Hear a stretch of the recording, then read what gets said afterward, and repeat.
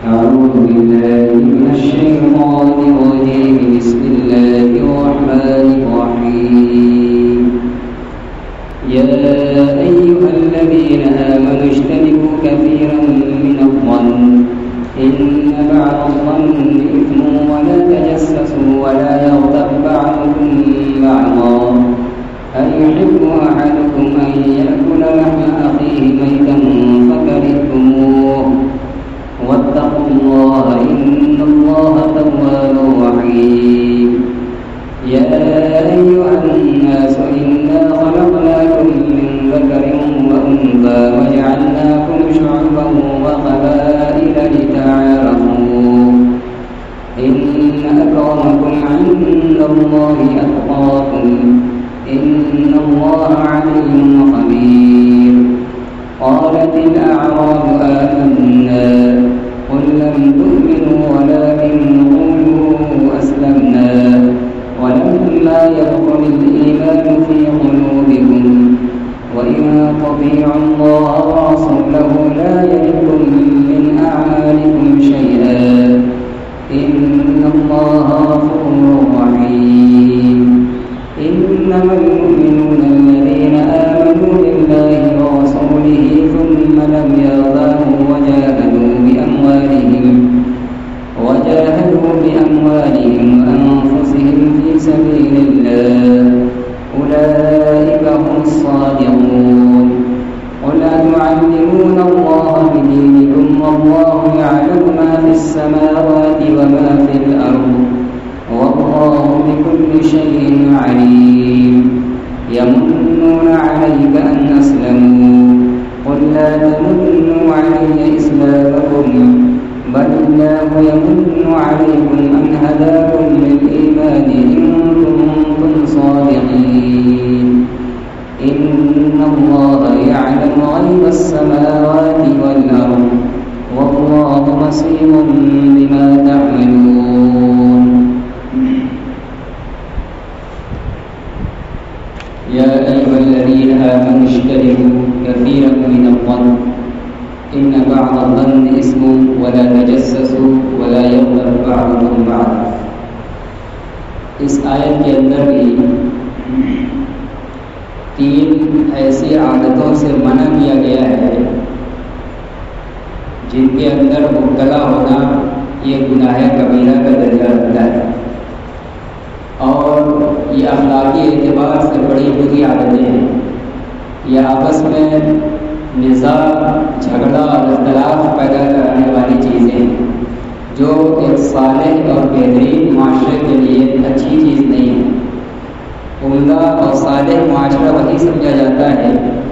جس کے ہر فرد ایک دوسرے سے بالکل مطمئن ہو، ہر آدمی کے شر سے دوسرا محفوظ ہو، ہر دوسرا تیسرے سے مطمئن ہو اس بات سے کہ وہ ہمیں کوئی نقصان پہنچائے گا، اور سب کے دل ایک دوسرے کی طرف سے بالکل پاک و صاف اور صاف ستھرے ہوں. اس کے لیے 3 بری عادتیں ہیں جو کسی صالح معاشرے کو، اس کی عمدگی کو خراب کرنے والی ہیں. اس لیے سورہ حجرات کی اس آیت نمبر 12 کے اندر ان 3 بد اخلاقیوں سے ایمان والوں کو منع کیا گیا. ان میں سے ایک چیز ہے بدگمانی، کسی کے بارے میں برا گمان رکھنا. بلا تحقیق کوئی کام اس نے کیا ہے برا یا کوئی بات کہی ہے یا نہیں، محض اپنے اٹکل اور اپنے گمان سے فیصلہ کرنا کہ یہ فلاں کا ہی کام ہے، یہ اسی نے کیا ہوگا یا اس نے ایسا کہا ہوگا، جس کا نہ کان سے سننے کا کوئی گواہ موجود ہے، نہ کوئی اور، نہ ہم نے سنا ہے نہ کوئی دوسرا گواہ موجود ہے. صرف اپنے خیال پر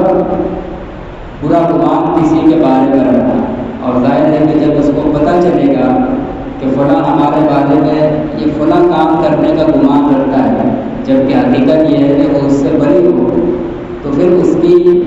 اس گمان رکھنے والے سے دل کی دوری پیدا ہوگی اور کبھی وہ جھگڑے کا بھی سبب بن سکتی ہے. یا ایھا الذین آمنوا اجتنبوا کثیرا من الظن، اے ایمان والو بہت سے گمانوں سے بچو. ہر جگہ گمان مت لگایا کرو، بہت سے گمانوں سے بچو. ان بعض الظن اسم، اس لیے کہ بعض گمان گناہ ہوتے ہیں. بعض جگہ ہو سکتا ہے کہ آپ نے گمان لگایا لیکن وہ گمان صحیح نہیں ہو گیا، خلاف واقعہ ہو گیا، تو اب یہ بدگمانی ہو جائے گی، اور بدگمانی یہ گناہ ہے اور گناہ کبیرہ ہے۔ اس لیے فرمایا گیا کہ آپس کی بدگمانی سے بچو، جب تک کانوں سنا نہ ہو یا معتبر جو گواہوں کی مقدار ہے، یعنی کم از کم 2 گواہ، 2 معتبر گواہوں کے ذریعے کسی بات کے کہنے یا کسی کام کے کرنے کا کوئی پروف نہ ہو، محض اٹکل اور گمان سے کوئی بات نہ کہے، یہ ہے، اسی کو بدگمانی کہتے ہیں۔ یہ اگر کسی گھر کے افراد کے اندر ہوتی ہے بدگمانی تو گھر تباہ ہو جاتا ہے، معاشرے کے اندر ہوتی ہے تو معاشرہ تباہ ہو جاتا ہے۔ اور جب برا گمان نہیں لگایا جائے گا اور اتفاق سے مان لیجیے کہ گھر کا کوئی فرد کوئی غلط کام کر رہا ہے لیکن دوسرے لوگ سب ایک دوسرے سے بالکل دل صاف رکھے ہوئے، تصور بھی نہیں کیا جا رہا ہے کہ ہمارا گھر کا فلاں فرد بھائی یا بیٹا ایسا کام کر سکتا ہے، سب اس کے بارے میں اچھا گمان رکھے ہوئے ہیں، لیکن وہ ان کے اچھے گمان کے آڑ میں کوئی حرکت کر رہا ہے، کوئی خود کر رہا ہے گھر کے اجتماعی کاموں میں، تب بھی گھر کے اندر بگاڑ نہیں پیدا ہوگا۔ وہ جو کر رہا ہے اس کا وہ بوال اس کے ساتھ رہے گا، لیکن اگر بدگمانی کر لی گئی کہ وہ ایسا کرتا ہوگا، وہ جائیداد اور کاروبار میں سے غصب کرتا ہوگا، اس کو مرتبہ کرتا ہوگا، یا اس کے دل میں فلاں بات ہوگی، جو کبھی آدمی کا مزاج اور رویہ بدلتا ہے، بہت سارے خیالات آدمی اپنے اٹکل سے طے کرنے لگتا ہے، اور پھر واقعہ یہ ہے کہ اس سامنے والے کا دل بالکل صاف ہے، اس کا کردار بالکل پاک ہے، اور ہم اس کے بارے میں بدگمانی سوچے جا رہے ہیں، اور کسی طرح ہماری بدگمانی کا اظہار ہو گیا، اس کو پتہ چل گیا، تو اب تک جو اس کا دل ہماری طرف سے صاف تھا ختم ہو جائے گا، لڑائی جھگڑا ہو جائے گی، گھر تباہ ہو جائے گا، معاشرہ تباہ ہو جائے گا۔ تو معاشرے کو بچائے رکھنے کے لیے، جوڑے رکھنے کے لیے ایک بہت بڑی چیز ہے اس کے ہر افراد کا آپس میں دوسرے کے بارے میں بدگمانی سے بچنا، ولا تجسسوا، اور دوسری چیز ہے کسی کی ٹوہ میں نہ رہنا، کسی کی کوئی جسم کے اندر کوئی عیب ہے یا اس کے اندر کوئی اخلاقی برائی ہے جو ہمارے سامنے نہیں ہے تو ہم ٹوہ میں لگ جائیں کہ اس کا کوئی عیب پتہ چل جائے تو ہم اس کو نیلام کر دیں، لوگوں کے سامنے اچھال دیں تاکہ وہ ذلیل ہو جائے، اس کا کوئی گناہ پتہ چل جائے، اس کی کوئی خفیہ چوری پتہ، کچھ بھی کوئی بھی برائی عمل کی ہو چاہے اخلاق کی ہو یا جسم اور بناوٹ میں کوئی عیب ہے، کوئی ایسی بیماری ہے جو آدمی کسی کو دکھانا نہیں چاہتا اور جس کے بارے میں اگر کسی کو پتہ چل جاتا ہے تو لوگ اس سے کٹنے لگتے ہیں، رشتہ ناتا جوڑنا نہیں چاہتے، ایسا بھی کوئی بھی کسی کے بارے میں ازل تلاش کر رہنا کہ اس کا کوئی ایسا عیب پتہ چل جائے تاکہ ہم اس کو فوراً عام کر دیں اور چبوتروں پر اور چوراہوں پر اس کو پھیلا دیں تاکہ اس کی تصدیق ہو جائے۔ یہ عیب چوری ٹوہ میں لگنا یہ گناہ کبیرہ ہے۔ اگر کسی کا کوئی عیب سامنے آ بھی جائے اور وہ ایسا عیب ہے کہ اس سے کسی دوسرے کو نقصان پہنچنے والا نہیں ہے تو یوں ہی ہمیں پردہ ڈالنے کا حکم ہے۔ حدیث کے اندر فرمایا گیا، اللہ کے نبی صلی اللہ علیہ وسلم نے فرمایا کہ جو کسی مسلمان کے عیب پر پردہ ڈالتا ہے اللہ تعالیٰ قیامت کے دن اس کے عیب پر تمام غریب آخرین کے سامنے پردہ ڈالے گا۔ جو ہم اپنی ذاتی زندگی میں دنیا کے لوگوں اس کے نگاہ سے بچ کر پتہ نہیں کیا کیا گناہ کر رہے ہیں، ہم جانتا ہے، اللہ جانتا ہے، لیکن اللہ تعالیٰ نے اس کو چھپائے رکھا ہے، دنیا میں کسی کو نہیں چلا، ہم گناہ کرتے رہے، کسی کو پتہ ہی نہیں چلا اور لوگ ہم کو اچھا نیک صالح سمجھتے رہے۔ لیکن اگر ہم دنیا میں اور لوگوں کے عیب کو پردہ ڈالتے رہیں گے تو اللہ تعالیٰ جو ہمارا دنیا میں عیب اور گناہ کسی پر ظاہر نہیں ہوا ہے قیامت میں بھی ظاہر نہیں کرے گا، اور قیامت میں ظاہر نہیں کرے گا مطلب معاف کر دے گا، درگزر کر دے گا۔ معاف نہ کرنے کا مطلب جہنم میں ڈالنے کا مطلب تو واضح ہو جائے گا، ظاہر ہو جائے گا۔ لیکن اگر ہم کسی کے عیب، اگر ہمارے سامنے کسی کا کوئی عیب، اس کی کوئی کمزوری پتہ چل گئی اور ہم نے اس پر پردہ ڈالنے کے بجائے اس کو 4 لوگوں سے عام کر دیا، بتیا دیا تاکہ وہ ذلیل اور خوار ہو جائے، تو اللہ تعالیٰ ہو سکتا ہے دنیا میں ہم کو ہمارے عیب کو ظاہر نہ کریں، لیکن آخرت میں جب پورے حضرت آدم سے لے کر قیامت تک آخری انسان سب کا مجمع ہوگا، اتنے بڑے مجمع میں ہمارے عیب کو کھول دیں گے، اور یہ دنیا کی ذلت و رسوائی کے مقابلے میں وہ بہت خطرناک ہوگی۔ اس لیے اگر ہم آخرت کی ذلت سے بچنا چاہتے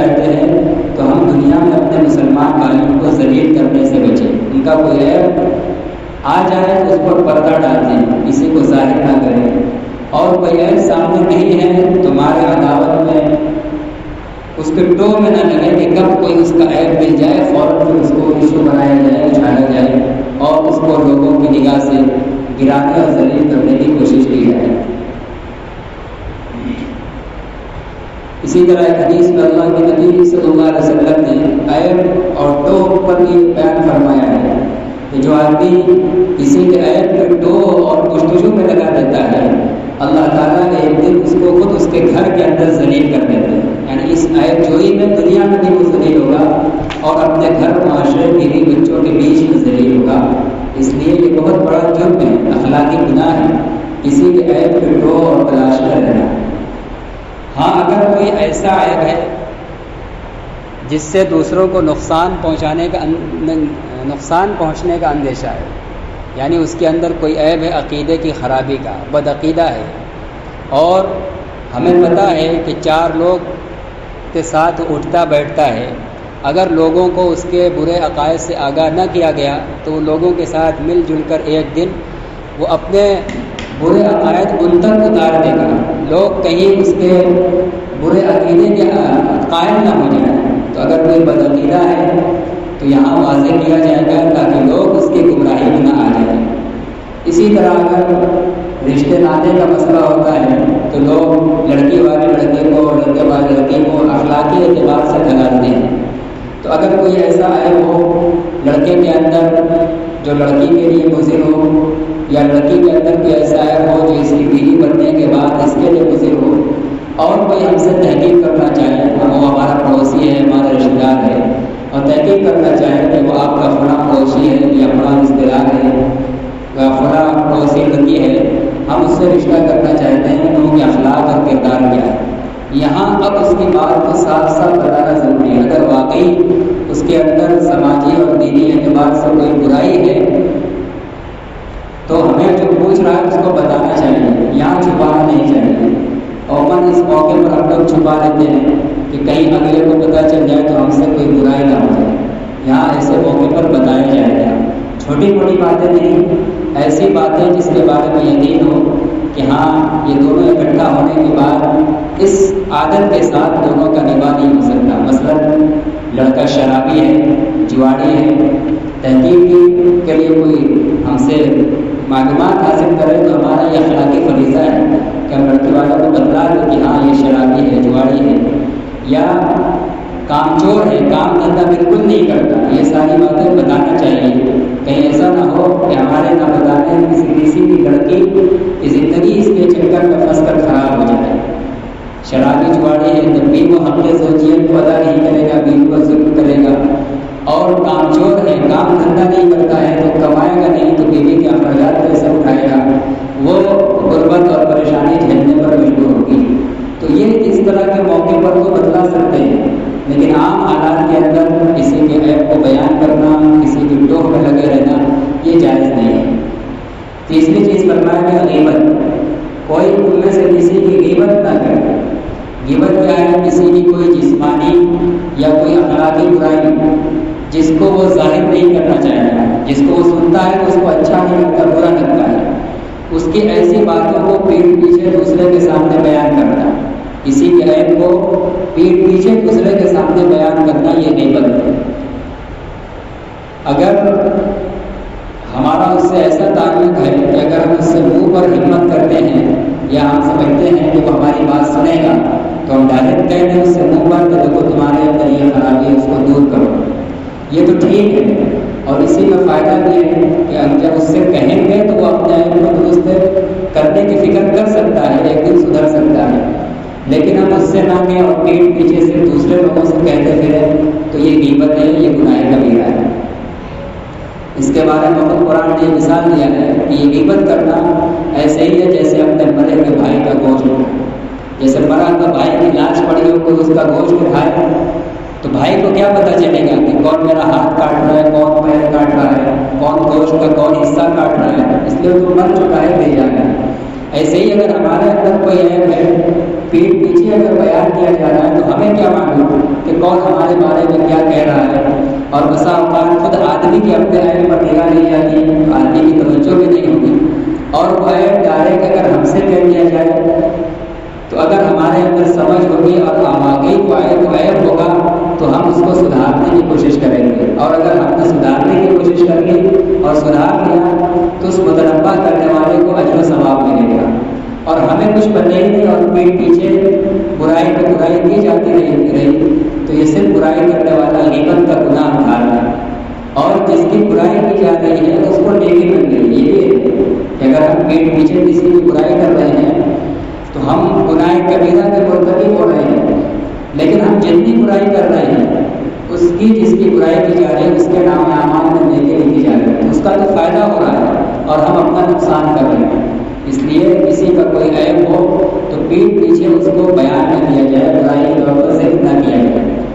اگر واقعی قادر اصلاح سمجھ رہے ہوں اور اپنے اندر یہ حیثیت اور اپنے اندر یہ طاقت محسوس کر رہے ہیں تو ہم ڈائریکٹ اس سے کہہ سکتے ہیں، اور اگر ہماری بات پوری نہیں مانے گا تو ڈائریکٹ کہہ دینا چاہیے، یا کوئی اور ہو جس کے بارے میں پتا ہو کہ فلاں کی بات کو سنتا ہے اس سے کہہ دیا جائے کہ فلاں کے اندر یہ عیب ہے، میں کہوں گا تو وہ برا مان جائے گا، تم اس کو اچھے سے سمجھانا۔ یہ شکلیں کی جا سکتی ہیں، لیکن یوں ہی کہ عیب دار آدمی کو کچھ پتہ ہی نہ ہو اور پیٹ پیچھے برائی کی جاتی رہے تو یہ غیبت ہے۔ فرمایا کہ کوئی مسلمان ایسا نہ کرے، یہ گناہ کبیرہ ہے اور یہ اپنے مرے ہوئے بھائی کا گوشت کھانے جیسا ہے۔ اَيُحِبُّ أَحَدُكُمْ أَن يَأْكُلَ لَحْمَ أَخِيهِ مَيْتًا فَكَرِهْتُمُوهُ، کیا تم میں سے کوئی یہ چاہے گا کہ اپنے مرے ہوئے بھائی کا گوشت کھائے گا؟ فَكَرِهْتُمُوهُ، نہیں چاہو گے، تم اس کو ناپسند کرو گے۔ کوئی بھی اپنے مردار بھائی کا گوشت نہیں کھا سکتا۔ جب مردار بھائی کا گوشت کھانا ناپسند ہے تو ایسے ہی پیٹ پیچھے اپنے مسلمان بھائی کی برائی بھی ناپسند ہونی چاہیے، بالکل ایک ہی جیسا عمل ہے۔ وَاتَّقُوا اللَّهَ، اور اللہ سے ڈرو، کسی کی غیبت مت کرو، اللہ کی نافرمانی نہ کرو۔ إِنَّ اللَّهَ تَوَّابٌ رَحِيمٌ، بلا شبہ اللہ تعالیٰ توبہ قبول کرنے والا ہے۔ اگر اب تک ہو گئی ہے تو اب سے توبہ کر لیا جائے، ان حرکت سے باز آیا جائے۔ اور غیبت کی توبہ صرف اللہ کے آگے رونے اور توبہ کرنے سے توبہ نہیں ہوگی، بلکہ جس کی غیبت کیا ہے اس سے بھی معافی مانگنا پڑے گا۔ آج ہم کو معلوم ہو گیا، سمجھ میں آ گیا کہ غیبت نہیں کرنی چاہیے، گناہ ہے، تو اب تک جس کی غیبت کیا ہے یاد ہے، اگر وہ زندہ ہے تو اس سے جا کر معافی مانگے کہ ہم نے تمہارے بارے میں تمہارے پیٹ پیچھے ایسے ایسے بات کہہ دی تھی، تو مجھے معاف کرو۔ معافی مانگنا پڑے گا، ورنہ صرف اللہ سے معاف کرنے سے معاف نہیں ہوگا۔ اگر وہ مر گیا ہے تو اس کے لیے کثرت سے ایثار ثواب اور دعائے مغفرت کا اہتمام کریں، امید ہے کہ اللہ تعالیٰ آخرت میں اس ہاتھ کو اٹھائے گا کہ وہ ہم سے راضی ہوگا۔ تو اگر توبہ کر لیا جائے، توبہ کی جو قاعدہ اس قاعدے کے مطابق فرما رہے ہیں کہ اللہ تعالیٰ توبہ قبول کرنے والا اور بندوں پر بہت رحم کرنے والا ہے۔ اس کے بعد اگلی آیت کے اندر ایک اور چیز کی طرف متوجہ فرما رہے ہیں کہ دیکھو اپنی دنیا کے اندر انسانوں کو، مرد عورت کو خاندان اور قبیلے میں بانٹا ہے، کوئی کسی قبیلے کا ہے، کوئی کسی خاندان کا ہے، وہ انسانی برادری کو خاندان اور قبیلوں میں بانٹا گیا ہے۔ تو فرما رہے ہیں کہ خاندان اور قبیلوں جو ہم نے دنیا میں بانٹا ہے یہ اونچ نیچ کے لیے نہیں ہے، جیسا کہ دنیا کے بہت سے قوموں نے قبیلوں اور خاندان کو اونچ نیچ کا ذریعہ سمجھ لیا ہے۔ جیسے ہمارے ملک میں ہے قوم برہمن، ان کے ذات اور برادری یہ اونچ نیچ کا ذریعہ ہے، فلاں برادری سے ہے تو بہت اعلیٰ خاندان کا ہے، بہت پوتر ہے، اور فلاں برادری سے ہے تو وہ بہت گھٹیا ہے۔ تو فرما رہے ہیں اللہ تعالیٰ اس کے اندر متنبع فرما رہے ہیں کہ یہ جو ہم نے انسانی برادری کو قبیلے اور خاندان کو بانٹا ہے یہ اس لیے نہیں کہ کسی خاندان میں ہونا عزت و شرافت کی بات ہے اور کسی خاندان میں ہونا ذلت و رسوائی کی بات ہے۔ خاندانی شرافت کوئی چیز نہیں ہے، بلکہ ہم نے یہ اس لیے بانٹا ہے تاکہ آپس میں ایک دوسرے کا تعارف ہو۔ انسان سب ملتے جلتے ہیں، ایک نام مختلف انسانوں کے ہوتے ہیں، جب خاندان اور قبیلہ بٹا ہوا ہے اور قبیلے اور خاندان سے لوگوں کا تعارف ہے تو اب لوگوں کو پہچاننا آسان ہے۔ اب زید نام کے 20 آدمی ہیں، 10 آدمی ہیں، اور جب ہمیں پتہ رہے گا کہ ہمارے محلے میں یہ خاندان ہے، فلاں کا خاندان ہے، فلاں کا خاندان ہے، اب ہمیں 10 زید میں سے کسی ایک کو بلانا ہو، کسی سے کوئی کام ہو، کسی کے پاس کوئی پیغام بھجوانا ہو تو اب ہم جب بتلا کر دیں کہ ہاں فلاں کا بیٹا ہے فلاں خاندان کا تو اس تک پہنچنا آسان ہوگا. تو یہ خاندانی تقسیم اور قبیلے کی تقسیم صرف تعارف کے لیے ہے تاکہ ہمارے آپس میں ایک دوسرے سے شناخت اور پہچان ہو جائے. باقی اس کے علاوہ کوئی اور عزت و شرافت کوئی مقصد نہیں ہے. فرمایا جائے کہ الناس انا خلقناکم من ذکر و انثی وجعلناکم شعوبا وقبائل لتعارفوا. اے لوگوں، یہاں اللہ تعالیٰ ایمان والوں کو نہیں کہہ رہے صرف پورے انسانوں کو کہہ رہے ہیں کہ ہم نے تم کو ایک مرد اور ایک عورت سے پیدا کیا ہے. آدم اور حوا سے سارے انسان پیدا ہیں، چاہے کوئی بھی دھرم کا ماننے والا ہو، سب آدم و حوا سے پیدا ہے. وَجَعَلْنَاكُمْ شُعُوبًا وَقَبَائِلَ، اور ہم نے تم کو قبیلوں اور خاندانوں میں بانٹا ہے. کس لیے؟ لِتَعَارَفُوا، تاکہ آپس میں تم ایک دوسرے کو پہچانو. ایک دوسرے کی شناخت اور تعارف کے لیے خاندانی لیبل اور قبیلے کی تقسیم کا لیبل لگایا گیا ہے. فی نفس ہی عزت و شرافت کسی خاندان میں ہونے سے ہو اور کسی خاندان میں نہ ہونے سے نہ ہو، ایسا نہیں کہ ان اکرمکم عند اللہ اتقاکم. یہ خاندانی تقسیم عزت و شرافت کے لیے نہیں ہے. کہہ رہے ہیں کہ تم میں سب سے زیادہ اللہ کی نگاہ میں باعزت وہ ہے جو تم میں سب سے زیادہ پرہیزگار ہو. عزت و شرافت کس بنیاد پر ہے؟ ایمان اور تقویٰ کی بنیاد پر. جس کے اندر ایمان ہے اور پھر جس کے اندر جتنا اللہ تعالیٰ کا ڈر ہے، تقویٰ پرہیزگاری ہے، اللہ تعالیٰ کے احکام پر جتنا زیادہ عمل ہے، اس کے منع کیے ہوئے کاموں سے جتنا بچ رہا ہے، وہ اتنا اللہ کے ہاں عزت و شرافت والا ہے. تو یہ ایمان اور تقویٰ عزت و شرافت کی بنیاد ہے. اگر کوئی دنیا کے اعتبار سے دلت اور فٹک برادری سے تعلق رکھتا ہو لیکن وہ مسلمان ہو جائے اور خوب متقی و پرہیزگار ہو جائے، ایک قریش خاندان کے رہنے والا کوئی کافر ہو جائے یا مسلمان ہو لیکن گناہ کی زندگی گزارتا ہو، اگرچہ دنیا میں دنیوی اعتبار سے وہ ایک عزت والا قبیلہ ہے لیکن چونکہ ایمان اور تقویٰ اس گری برادری والے مسلمان کے اندر ہے، اللہ کے ہاں اس کی قدر و منزلت زیادہ ہوگی. اللہ کے ہاں عزت و وقار کی بنیاد ایمان اور تقویٰ ہے، کسی خاندان میں ہونا یا ہونا نہیں ہے. ان اللہ علیم خبیر، کہ اللہ تعالیٰ خوب جاننے والا ہے، لوگوں کے احوال کو، لوگوں کے دلوں کی نیتوں کو خوب جانتا ہے اور لوگوں کے احوال سے خوب باخبر ہے. قالت الاعراب آمنا قل لم تؤمنوا ولكن قولوا اسلمنا ولما يدخل الايمان في قلوبكم. اب آگے ایک قبیلہ تھا مدینہ کا جو مدینہ کے اطراف گاؤں میں رہتا تھا، بنو اسد ابن خزیمہ. اس کے کچھ لوگ اللہ کے نبی صلی اللہ علیہ وسلم کے پاس آئے. قحط پڑا تھا. قحط کے زمانے میں معلوم ہوا کہ اللہ کے نبی صلی اللہ علیہ وسلم کے پاس سامان ہے، بانٹ رہے ہیں، تو وہ لوگ بھی آئے. وہ مسلمان نہیں تھے، وہ اسلام نہیں لائے تھے، اور آ کر آپ صلی اللہ علیہ وسلم سے زبان سے کہا، دل میں کفر چھپائے تھے، منافق تھے. آ کے کہا، اللہ کے نبی ہم لوگ ایمان لا چکے ہیں، کلمہ پڑھ لیا ہے اور ہم لوگ اتنی مشقت میں ہیں، ہم لوگوں کی بھی صدقہ اور خیرات سے مدد کی جائے. تو انہی لوگوں کا تذکرہ ہے کہ ان لوگوں نے آ کر احسان کے طور پر دلایا تھا کہ ہم بھی ایمان لائے ہیں، ہم کو بھی صدقہ اور خیرات ملنا چاہیے. تو اللہ تعالیٰ نے مطلبہ فرمایا کہ نبی ان سے کہہ دیجیے کہ تم لوگ مومن نہیں ہو، تم لوگ وقتی فائدے کے لیے تابعداری کرنے آ گئے ہو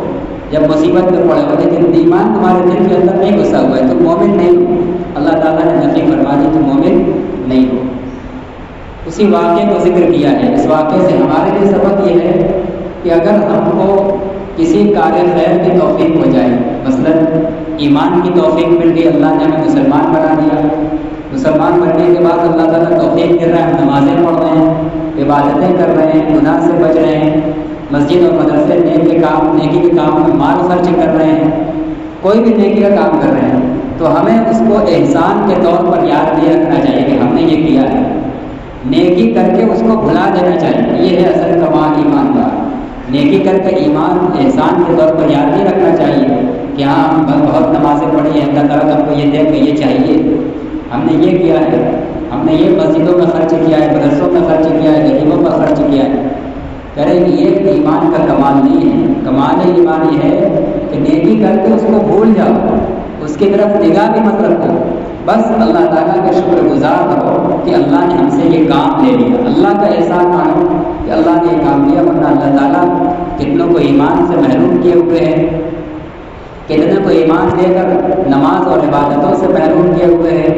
کتنوں کو مال دے کر غریبوں کی مدد، مساجد و مدارس اور دینی کام کا خرچ سے ان کا ہاتھ روکے ہوئے ہیں، مال کی محتاج ہے، مسلمان ہے لیکن دین اور ضرورت کے کسی بھی کام کا خرچ نہیں کرتے۔ تو یہ اللہ کی توفیق کی بات ہے، جس سے اللہ تعالیٰ کام لے رہا ہے اس کا احسان نہیں ہے کہ وہ کر رہا ہے، اس کو اللہ کا شکر گزار ہونا چاہیے کہ اللہ نے نعمت دی ہے اور پھر نعمت کو اپنی مرضی کے مطابق خرچ کرنے اور استعمال کرنے کی توفیق دی۔ تو اس توفیق پر شکر گزار ہونا چاہیے، لیکن یہ یاد نہیں رکھنا چاہیے کہ ہاں ہم نے اتنی زکوٰۃ بانٹ دی، ہم نے اتنا صدقہ کر دیا، ہم نے اتنی مسجد بنوا دی۔ سارے کام کرو اور کر کے سب بھول جاؤ، اور دل میں اللہ کا شکر گزار ہو کہ اللہ تیرا شکر ہے کہ تو نے ہمیں اس کام کی توفیق دی، ورنہ ہم بھی شاید اپنی صلاحیت کو کسی غلط کام میں استعمال کر کے برباد ہو جاتے ہیں۔ تو فرمان ہے کہ دیہاتی لوگ، بنو اسد کے دیہاتی لوگ اللہ کے نبی کے پاس آئے اور فخریہ طور پر کہا کہ ہم ایمان لے آئے ہیں۔ اللہ تعالیٰ نے فرمایا کہ نبی آپ کہیے کہ تم لوگ ایمان نہیں لائے، ولیکن قولوا اسلمنا، ہاں یہ کہہ سکتے ہو کہ ہم فرما بردار ہو گئے، ابھی ضرورت پڑی ہے، بھوکمری کا شکار ہو اس لیے آج کی تابعداری کا اظہار کر رہے ہو، تو ظاہری طور پر فرما بردار ہو گئے ہو لیکن دل سے مومن نہیں ہو۔ ولما يدخل الایمان فی قلوبکم، اور ابھی تک ایمان تمہارے دلوں میں اترا نہیں ہے۔ وَإِن تُطِيعُوا اللَّهَ وَرَسُولَهُ لَا يَلِدْكُم مِّنْ أَعْمَالِكُمْ شَيْئًا، اگر تم اللہ اور اس کے رسول کی اطاعت کرنے لگو، یعنی ایمان بھی لے آؤ اور اطاعت کرنے لگو، تو اب جو ظاہری تم فرما برداری اس وقت ضرورت کے موقع پر کر رہے ہو تو ان سب کا اجر ملے گا، تمہارے کسی عمل کا کوئی ثواب کم نہیں کیا جائے گا۔ ان اللہ غفور رحیم، بلا شبہ اللہ تعالیٰ بہت بخشنے والا، رحم کرنے والا۔ اب سے ایمان لے آؤ تو اب تک پیچھے جو کفر کی زندگی گزری ہے سب کو معاف کر دیا جائے۔ انما المؤمنون الذین آمنوا باللہ ورسولہ، ایمان والے تو وہ لوگ ہیں جو اللہ اور اس کے رسول پر ایمان لائے، ثم لم یرتابوا، پھر کسی طرح کا شک نہیں کیا، ذرہ برابر بھی وہ اللہ پر، ایمان پر، ان کی تعلیمات پر شک نہیں ہے، وہ لوگ ایمان والے۔ وجاہدوا باموالہم وانفسہم فی سبیل اللہ، اور اللہ کے دین کے راستے میں اپنی مال اور اپنی جان سے جہاد کیا، جب ضرورت پڑی مال کی مال خرچ کیا، جب ضرورت پڑی اللہ کے راستے میں اپنی جان میں تو جان خرچ کرنے کے لیے تیار رہے۔ اگر ایمان والے تو حقیقت میں وہ لوگ ہیں جن کی یہ صفت ہوتی ہے۔ اولئک هم الصادقون، یہی لوگ سچے ایمان والے ہیں۔ قل اتعلمون اللہ بدینکم، اے نبی آپ ان لوگوں سے، دیہاتیوں سے کہیے کہ تم لوگ اللہ کو اپنے دین کے بارے میں جتلاتے ہو، آگے کہہ رہے ہو کہ ایمان لائے، تم اللہ کو اپنے دین کے بارے میں جتلا رہے ہو، حالانکہ اللہ خوب جانتا ہے ان تمام چیزوں کو جو آسمانوں میں ہیں جو زمین میں، وہ تو آسمان و زمین کی خوب ساری چیزوں کو جانتا ہے، تو تمہارے دل کو بھی جانتا ہے کہ اس کے اندر دین ہے یا کفر ہے، ایمان ہے یا نفاق ہے، خوب جانتا ہے۔ اور اللہ کو بتلانے آئے ہو کہ ایمان لا چکے ہیں کہ جیسے اللہ کو کچھ پتہ ہی نہ ہو، اللہ کو تو تمام چیزوں کا علم ہے، اللہ بكل شيء علیم، اور اللہ تعالیٰ کو ہر چیز کا، ہر ذرے کا علم ہے، تمہارے دل کے حال کا بھی علم ہے کہ اس میں کفر ہے کہ نفاق ہے یا ایمان ہے۔ یمنون علیک ان اسلموا، اے نبی وہ آپ پر احسان جتلاتے ہیں کہ وہ مسلمان ہو گئے ہیں، مسلمان ہونے کا احسان جتلاتے ہیں کہ ہماری مدد کرو، آپ مسلمان ہو گئے ہیں۔ قل لا تمنوا علی اسلامکم، ان سے کہیے اے نبی، کہیے کہ تم لوگ مجھ پر اپنے اسلام کا احسان مت جتلاؤ، ایمان لا کر تم نے ہمارے اوپر کوئی احسان نہیں کیا ہے، بل اللہ یمن علیکم ان ہداکم للایمان، بلکہ اللہ نے تمہارے اوپر احسان کیا ہے کہ تم کو ایمان کی توفیق دی، ورنہ اللہ چاہتا تو تم کو ایمان نہ دیتا، کفر میں پڑے رہتے اور پھر مر کے ہمیشہ ہمیشہ کے لیے جہنم میں جاتے۔ تو اللہ کا احسان مانو کہ اس نے ایمان کی توفیق دیا ہے، آ کر اپنا احسان مت جتلاؤ کہ ہم ایمان لے آئے ہیں، بلکہ اللہ احسان تمہارے اوپر کر رہا ہے کہ اس نے تم کو ایمان کی ہدایت دی۔ ان کنتم صادقین، اگر واقعی تم سچے ہو اپنی اس بات میں کہ ہم ایمان لائے، اپنے اس کہنے میں سچے ہو، تو تم اپنا احسان مت جتلاؤ، تمہارا کمال نہیں ہے، احسان اللہ کا ہے کہ اس نے تم کو ایمان کی توفیق دی۔ ان اللہ یعلم غیب السماوات والارض، اللہ تعالیٰ آسمان و زمین کی تمام چھپی چیزوں کو جانتا ہے، کوئی چیز اس کے ذرے سے باہر نہیں ہے۔ واللہ بصیر بما تعملون، اور اللہ تعالیٰ تمہارے اعمال کو بھی دیکھ رہا ہے، چھپی چیز کو بھی دیکھ رہا ہے اور تمہارے اعمال کو بھی دیکھ رہا ہے کہ تم کس جذبے سے کر رہے ہو، اندر ایمان رکھ کر عمل کر رہے ہو یا کفر اور نفاق لے کر آگے عمل کر رہے ہو، ساری چیزوں کو خوب دیکھ رہا ہے، سب چیز اس کے علم اور اس کے نگاہ کے اندر ہے، اور جیسا اس کے یہاں جس معیار کا عمل ٹھہرے گا اسی کے مطابق اللہ تعالیٰ تمہارے ساتھ جزا یا سزا کا معاملہ کرے گا۔ آئندہ انشاءاللہ یہ سورہ حجرات یہاں پر مکمل ہوگی، باقی دنوں کے اندر انشاءاللہ ساتھیوں کے خواہش کے مطابق سورہ واقعہ کی تفصیل بیان کی جائے گی۔ اللہ تعالیٰ ہم سب کو قرآنی ہدایات پر عمل کرنے، اس کو اپنانے کی توفیق عطا فرمائے۔